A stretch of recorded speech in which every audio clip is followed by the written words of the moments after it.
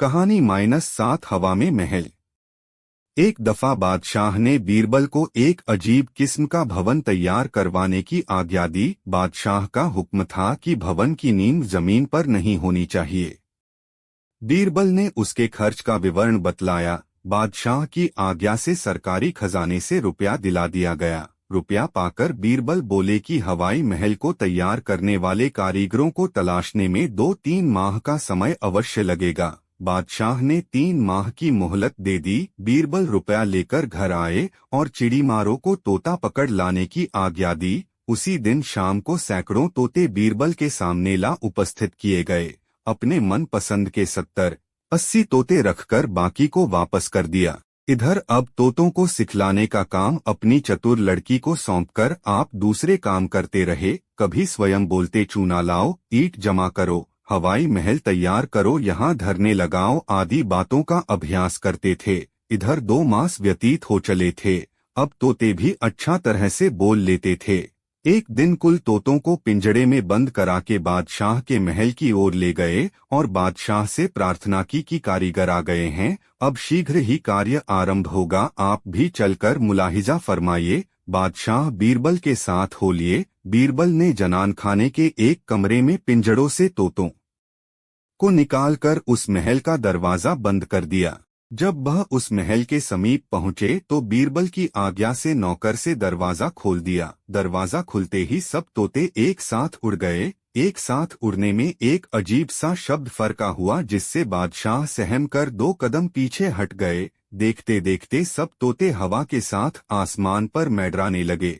थोड़ी ही देर में आसमान से ईंट लाओ, चूना तैयार करो, किवाड़े लगाओ, ऐसी अनेक आवाजें आने लगीं। बादशाह आश्चर्यजनक हो बोले कि ये तोते क्या कर रहे हैं। बीरबल ने नम्रतापूर्वक उत्तर दिया, जहांपना हवाई महल तैयार करने को मजदूर सामान इकट्ठा कर रहे हैं, एकत्रित हो जाने पर महल बनाना शुरू करेंगे। बादशाह बीरबल की होशियारी समझ गए और मन में कहने लगे कि मुझे अच्छा बेवकूफ बनाया। कहानी 8 आले का सेब। एक दिन बीरबल को परेशान करने के उद्देश्य से बादशाह ने एक ऐसा आला बनवाया जिसमें हाथ डालने पर हाथ फंस जावे।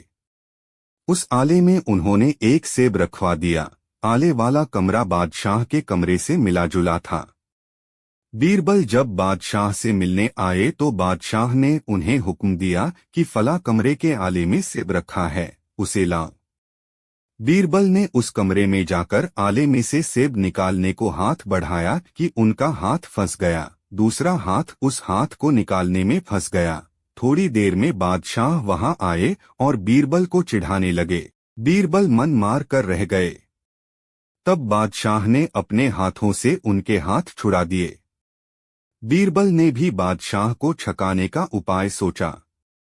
बीरबल ने तीर्थ यात्रा के बहाने बादशाह से छुट्टी ले ली, लेकिन गुप्त रूप से अपने घर ही रहने लगे। कपड़े रंगकर साधुओं का सा भेष बना लिया, चुपचाप दरबार की खबर लेते रहे। एक दिन बादशाह शिकार खेलने जंगल गए। बीरबल भी साधु के भेष में उनके पीछे हो लिए। एक जंगली सुअर का पीछा करते करते बादशाह रास्ता भूल गए। शाम होने को जा रही थी। आठ बादशाह को पाखाने की हाजत हुई और एक तालाब के पास वे पाखाना फिरने बैठ गए।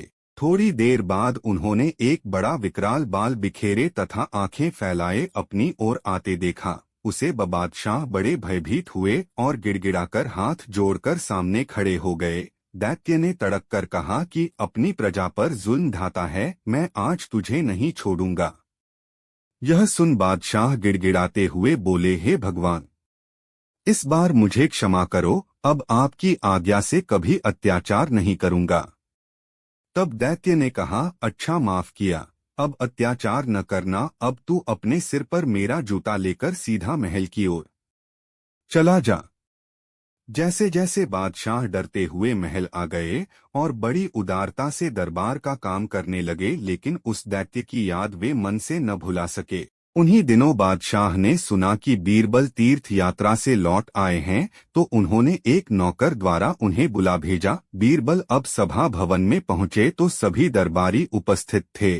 कुशल क्षेम के बाद बादशाह ने आज फिर वही बात कही, क्यों बीरबल आले में का सेब दरबारी कुछ न समझ सके। तभी बीरबल बोले, हाँ जहाँपनाह, पाखाने में का देव। यह सुन बादशाह चुप हो गए और लज्जित हो गए, फिर बीरबल को नहीं खिजाया। धीरे धीरे बादशाह को उस दैत्य का रहस्य और बीरबल चालाकी मालूम हो गई।